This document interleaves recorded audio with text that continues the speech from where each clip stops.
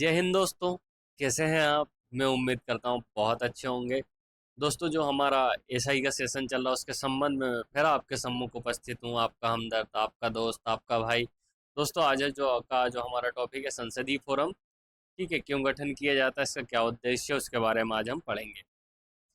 दोस्तों, ये हरिवंश राय जी बच्चन की मधुशाला की पंक्तियां हैं कि मदिरा ले जाने को घर से चलता है पीने वाला, किस पथ से जाऊं असमंजस में है वह भोला भाला, अलग अलग पथ बतलाते सब पर मैं यह बतलाता हूँ कि राह पकड़ तू एक चला चल पा जाएगा मधुशाला। तो दोस्तों, हमें किस प्रकार से जीवन में चलना चाहिए कि अलग अलग रास्तों पे ना भटक के एक रास्तों पे ही क्या सतत रूप से चलते रहे, तो निश्चित रूप से जो सफलता क्या करती है दोस्तों, या पथिक का क्या करती है, वर्ण करती है। तो उसके संदर्भ में इन्होंने ये पंक्तियां है कही गई है। मैं समझता हूँ कि आपको इन पंक्तियों का मर्म या भावार्थ समझ में आ गया होगा और आप इससे अपने जीवन में आत्मसात करके प्रेरित रहें। तो दोस्तों, अब हम शुरू करते हैं आज का हमारा जो टॉपिक है, संसदीय फोरम। ठीक है, संसदीय फोरम। संसदीय फोरम की स्थापना, पहला संसदीय फोरम जल संरक्षण और प्रबंधन के लिए 2005 में बनाया गया था। ठीक है, वर्तमान में 8 संसदीय फोरम है जो विशेष मुद्दों पर काम करते हैं। ये दोस्तों, इस पे आप गौर कीजिएगा। ठीक है, विशेष मुद्दों पर काम करते हैं। तो पहला कौन सा दोस्तों, अगर आपसे पूछा जाए कि पहला जो संसदीय फोरम कौन सा था, तो जल संरक्षण और प्रबंधन वाला। ठीक है, ये कब गठित किया गया था? 2005 में। वर्तमान में कितने हैं? वर्तमान में पूछा जाए आपसे कितने हैं, वर्तमान में कितने हैं दोस्तों? 8 संसदीय फोरम। अब कौन कौन से हैं कि सबसे पहले देखो, जल संरक्षण एवं प्रबंधन वाला, ये जो पहला फोरम था दोस्तों, ये पहला था, ये 2005 में गठित किया गया, 2005। दूसरा, युवा मामलों संबंधित 2006 में। फिर बाल मामले या बच्चों से संबंधित जो मामले होते हैं उसका गठन कब किया गया था? 2006 में। तो युवा और बच्चों से संबंधित कब है दोस्तों? 2006। जनसंख्या और सार्वजनिक स्वास्थ्य, ये भी दोस्तों कब का है? 2006 का।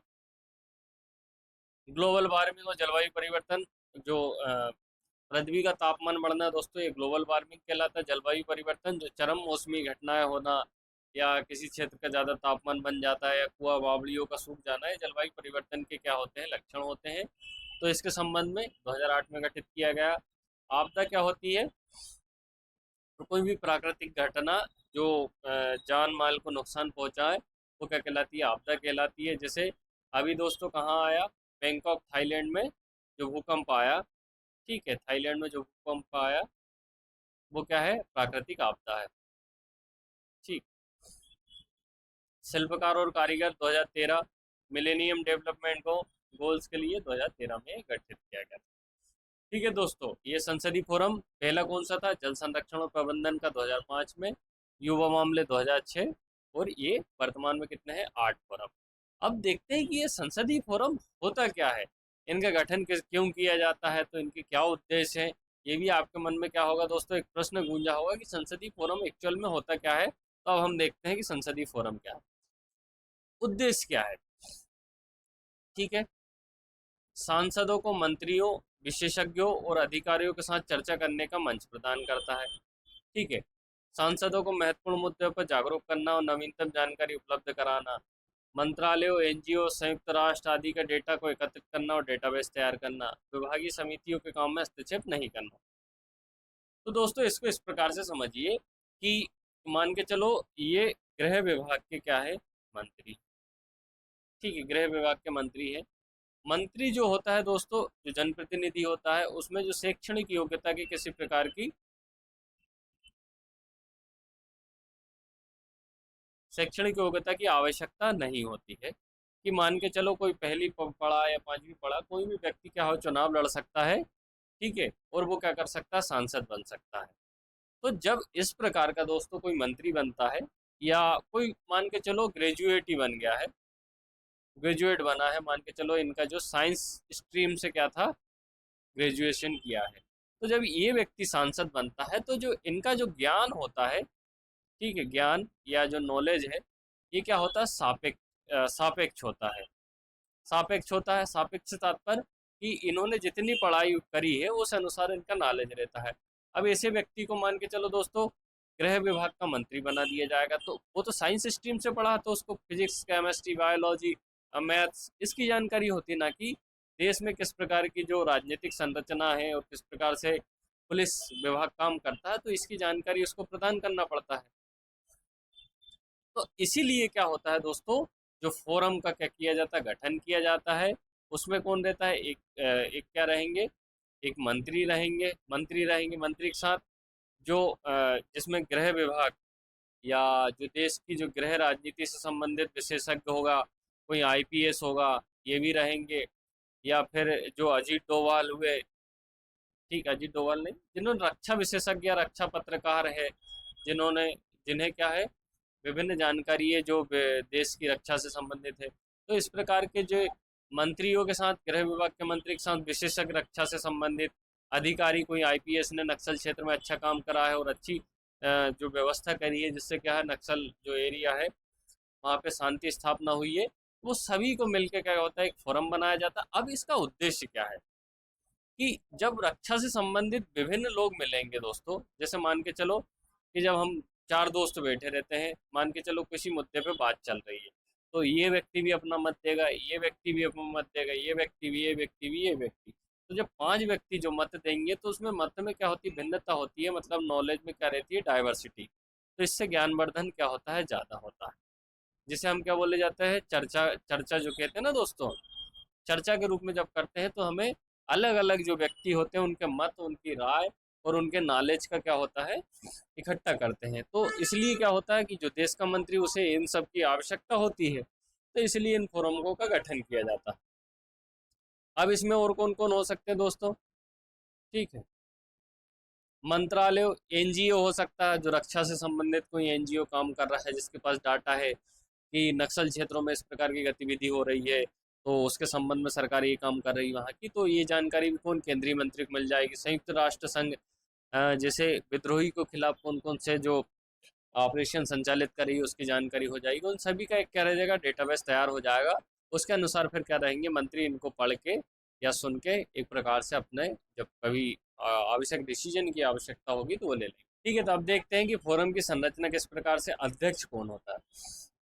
लोकसभा का अध्यक्ष जनसंख्या, सार्वजनिक स्वास्थ्य के सभी, ठीक है, स्वास्थ्य को छोड़कर सभी, तो जनसंख्या और जो सार्वजनिक स्वास्थ्य का फोरम रहेगा उसका अध्यक्ष जो लोकसभा अध्यक्ष ओम बिरला जी है, ठीक है, ये नहीं रहेंगे। बाकी सभी जो लोकसभा से संबंधित फोरम होंगे उसमें जो अध्यक्ष कौन बनेगा, लोकसभा अध्यक्ष बनेगा। राज्यसभा में अगर कोई इस प्रकार का फोरम गठन किया जाता है कि राज्यसभा के जो सभी सांसद है वो अपने मेलजोल, अपना जो ज्ञान का क्या करे, एक प्रकार से प्रचार प्रसार करें, तो उसमें कौन, राज्यसभा का जो सभापति, जिसे हम वाइस प्रेसिडेंट के नाम से भी जानते हैं, और इसमें भी कौन, जनसंख्या और सार्वजनिक स्वास्थ्य के फोरम को छोड़कर, ठीक है, ये होते हैं, उसमें शामिल नहीं होते बाकी के, ये सभी के अध्यक्ष होते हैं। अब उपाध्यक्ष कौन होगा, राज्यसभा का उपसभापति, उपाध्यक्ष, जो अध्यक्ष उपाध्यक्ष जिस प्रकार से जो हायरार्की होती है उसी के अनुसार, लोकसभा में अध्यक्ष पहला है, दूसरा उपाध्यक्ष है, तो उपाध्यक्ष भी जो फोरम का कौन रहेगा, लोकसभा का उपाध्यक्ष। संबंधित विभाग का मंत्री, मान के चलो रक्षा विभाग का फोरम है तो रक्षा विभाग का मंत्री क्या रहेगा, इसमें रहेगा संबंधित जो विभागीय स्थायी समितियां होते हैं उनके अध्यक्ष भी इसमें शामिल रहते हैं।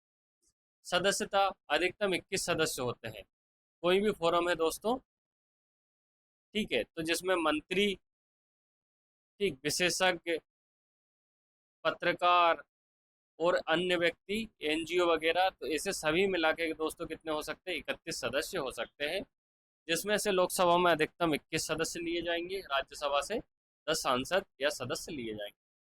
अध्यक्ष सभापति द्वारा नामित, ठीक है, नामित रुचि के आधार पर होता है। ये जो सदस्य होते हैं अध्यक्ष जो सभापति द्वारा नामित होते हैं और उनकी विशेषज्ञता क्या होती है, रुचि क्या होती है, उससे संबंधित उन लोगों का किया जाता है, इस फोरम में लिया जाता है। सदस्यता, उनके सदन की सदस्यता समाप्त होने, मान के चलो कि जो कोई निर्मला सीतारमन जी है, ठीक है, वित्त मंत्री है, इनका कार्यकाल कब तक का, 29 चुनाव हो 29 तक है, तो 29 तक ये किसी फोरम की क्या रही, मंत्री रही, तो ये सांसदी इनकी गई, मतलब सांसद की जो समय सीमा इनकी खत्म हो गई, तो ये फोरम की क्या भी रहेगी, फोरम की जो अध्यक्षता भी इनकी क्या हो जाएगी, समाप्त हो जाएगी। ठीक, ये रखा। अब संयोजक क्या, अध्यक्ष द्वारा नियुक्त बैठक आयोजित करने के लिए। संयोजक कौन होता है, अध्यक्ष द्वारा जो नियुक्त होता है बैठक आयोजित करने के लिए इसका नियुक्त किया जाता है। ठीक है, कोऑर्डिनेट करना संयोजक मतलब।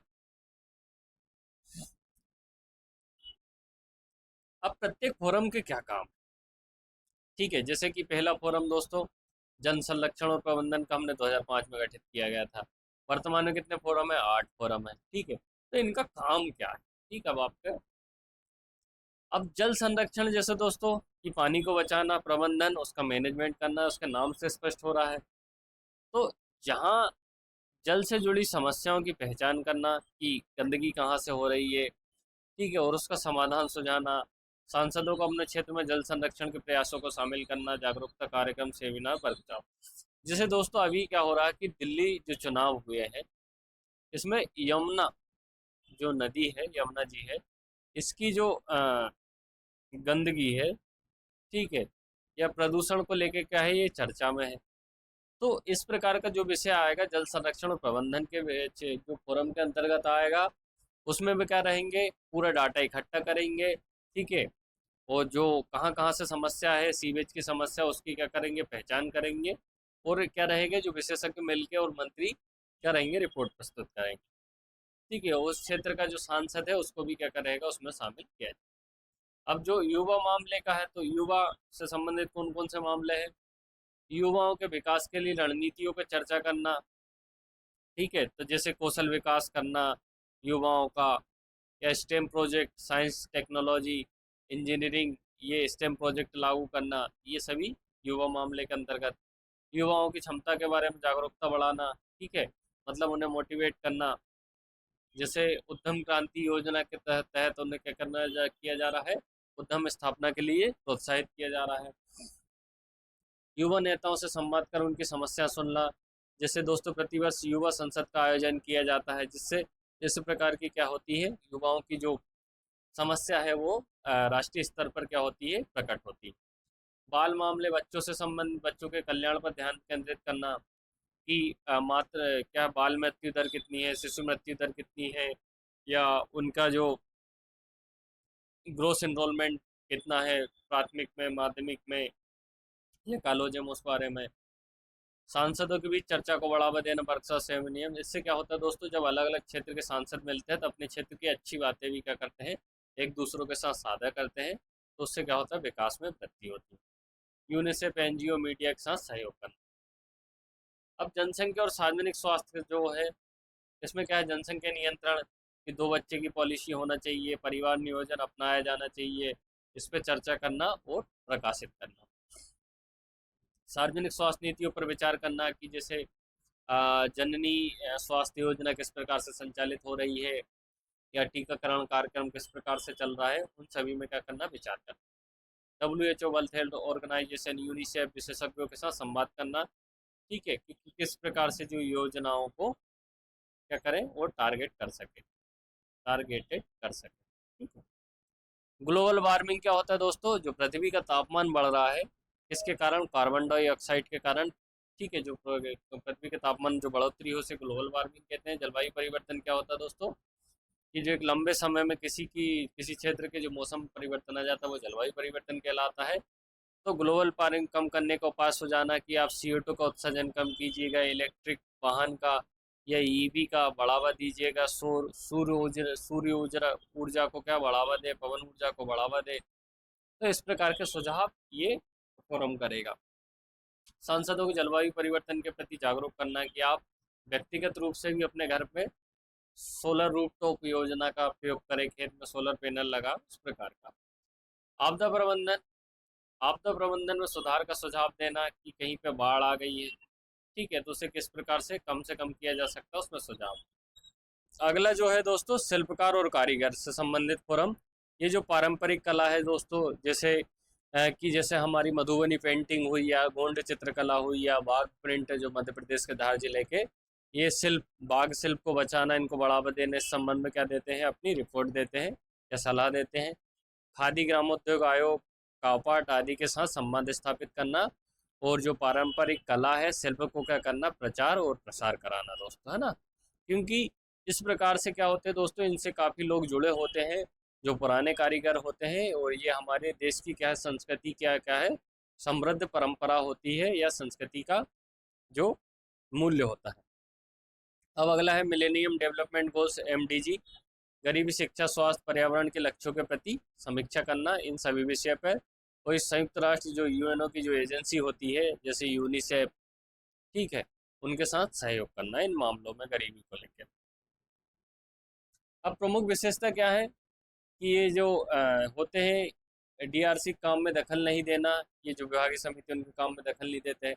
संसद के सत्र के दौरान इनकी क्या होती है, बैठकें हो जाती है। संसद के कितने सत्र होते हैं दोस्तों, 3 सत्र होते हैं। 3 सत्र कौन से, पहला होता है बजट सत्र, ठीक, दूसरा मानसून सत्र, और तीसरा शीतकालीन सत्र। तो ये ठीक, इन समय क्या होता है, इनका सत्र आयोजित किए जाते हैं और उनकी बैठकें हो उसी समय आयोजित की जाती है। सदस्य इस्तीफा दे सकते हैं किसको, जो अध्यक्ष रहेगा, सभापति रहेगा, लोकसभा में तो लोकसभा अध्यक्ष, राज्यसभा में तो राज्यसभा के सभापति को। मंत्रालय, NGO और अंतर्राष्ट्रीय संगठनों से क्या करना, डेटा एकत्रित करना और उसे जो कानून बनेंगे उनमें उस डेटा को प्रस्तुत करना। निष्कर्ष, संसदीय फोरम सांसदों को विशेषज्ञों के साथ चर्चा करने, नीतिगत सुझाव देने और जनता को जागरूक करने के लिए एक महत्वपूर्ण मंच होते हैं। समितियां राष्ट्रीय और वैश्विक मुद्दों पर केंद्रित होकर काम करती है, लेकिन स्थायी समितियों के कार्यक्षेत्र में जो क्या होते हैं, हस्तक्षेप नहीं कर सकते, जैसे लोक लेखा समिति। तो संसदीय क्या मतलब, मंत्री जी के साथ कौन मिल जाएंगे, विशेषज्ञ भी मिल जाएंगे, ठीक। UN की कोई जो समिति है उसकी विशेषज्ञता भी मंत्री जी को मिल जाएगी। कोई पत्रकार है उसके भी, तो इन विभिन्न स्रोतों क्या होता है, मंत्री जी को, ठीक है, इन विभिन्न सोर्सेस से सब जब नॉलेज प्राप्त होगा तो क्या करेंगे, अपने जो मंत्रालय में क्या करेंगे, प्रभावी रूप से काम कर सकेंगे, ठीक, ये होता है। पर ये जो स्थायी समितियां होती है दोस्तों, वित्त समिति जैसे लोग लेकर, इनमें हस्तक्षेप ये संसदीय फोरम वाले नहीं करते। दोस्तों अगर आपको हमारा सेशन पसंद आ रहा होगा तो कृपया वीडियो को लाइक कीजिएगा, कमेंट कीजिएगा और सब्सक्राइब कीजिएगा, और अपने दोस्तों से कैसे कह दीजिएगा कि आपको ऐसा ही बनाने के लिए आपका भाई आ गया है। दोस्तों मैं खुदा से दुआ करता हूँ कि जो आपकी हर तमन्ना वो जल्द से जल्द मुकम्मल करे। ईश्वर आपको सुख शांति समृद्धि प्रदान करे और आपके परिवार को खुशहाल रखे। दोस्तों मिलते हैं जल्द नेक्स्ट वीडियो के साथ में। धन्यवाद।